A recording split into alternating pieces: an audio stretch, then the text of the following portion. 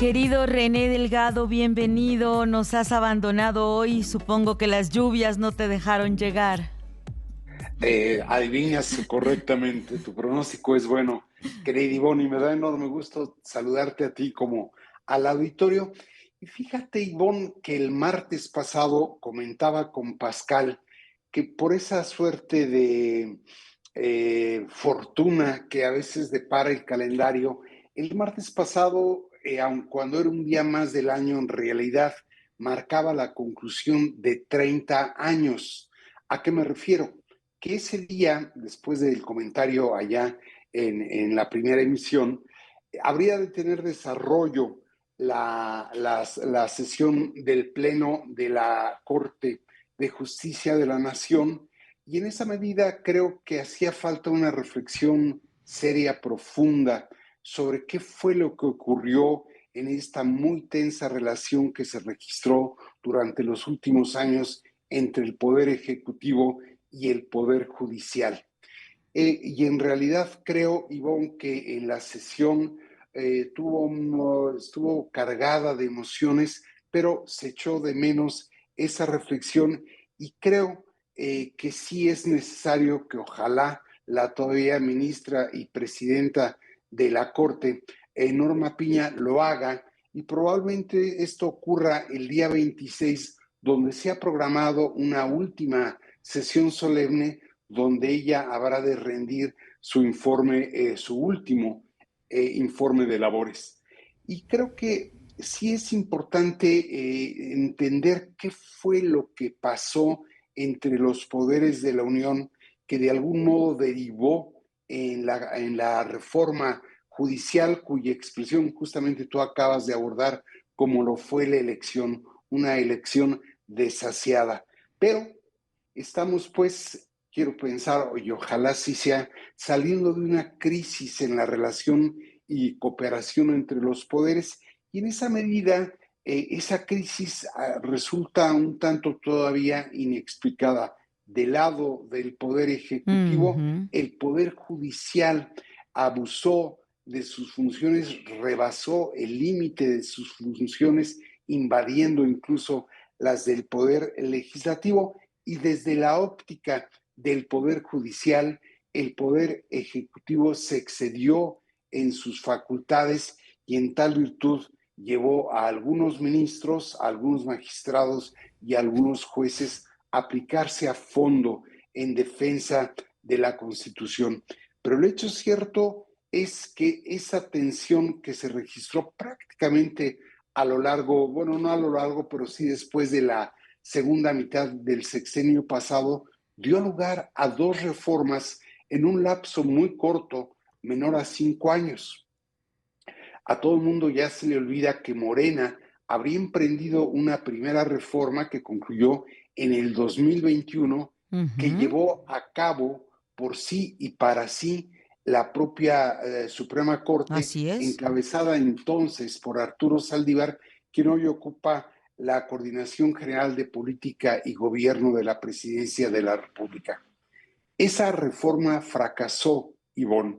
Dice el exministro Arturo Saldívar que fue producto de que fue frenada en cuanto entró Norma Piña a sustituirlo. Pero lo cierto es que ya había habido un intento y vino luego la segunda, apenas legislada el año pasado, mucho más radical, que no acaba de dar la certeza jurídica necesaria que todo Estado de Derecho y democracia requieren. Tú ahora mismo señalabas, digo, el rol, el papel del Tribunal Electoral, en particular de su presidenta Mónica Soto, es verdaderamente lamentable. Y si ese es el sello como va a actuar el nuevo Poder Judicial, verdaderamente la reforma no va a llegar a buen puerto.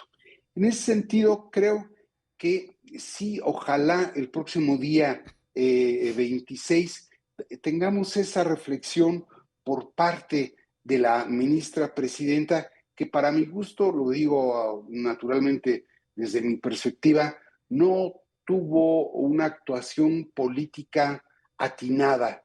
Podrá ella decir que no los ministros no hacen política, pero hicieron política. Y todo empezó muy mal desde aquel 5 de febrero, cuando, invitada a la ceremonia conmemorativa de la Constitución, no se levantó de su asiento para saludar al jefe del Poder Ejecutivo, y a partir de ahí comenzó a darse el deterioro de la relación. Y en ese sentido sí sería interesante saber cuál es la visión que tuvo y tiene ella de lo que finalmente ocurrió en relación con el Poder Judicial.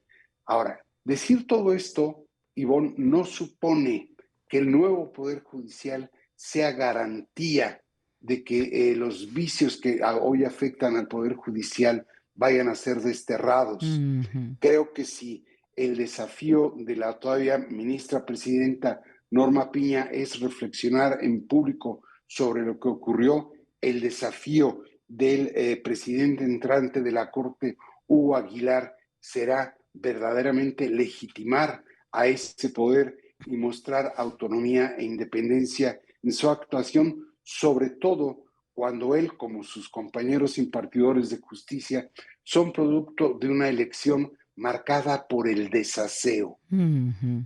Y eso es terrible decirlo, pero no hubo un esmero ni por parte del Poder Ejecutivo, ni del Legislativo, ni del propio Instituto y Tribunal Electoral para que fuera pulcra esa elección, y en ese sentido no entraran con un hándicap el nuevo Poder Judicial, que bueno, veremos actuar a partir del próximo día 1. Pues muy interesante los desafíos de una autocrítica con perspectiva que se estaría pidiendo desde tu punto de vista al Tribunal Constitucional que sale, y el desafío de quienes vienen a partir del 1 de septiembre, construyendo autonomía, porque como bien nos declaraba Olga Sánchez Cordero en una entrevista para Excelsior, esa autonomía no está dada, se tiene que ganar, se tiene que acuñar frente a las acciones del poder, de los poderes.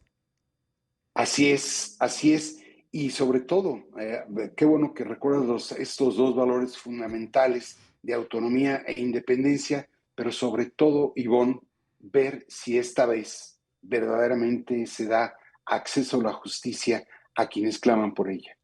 Definitivamente, René Delgado, gracias por esta reflexión. Estaremos pendientes de tu sobreaviso en cada viernes en tu columna, y nos vemos el martes. Nos vemos el martes, Ivonne. Gracias. Gracias a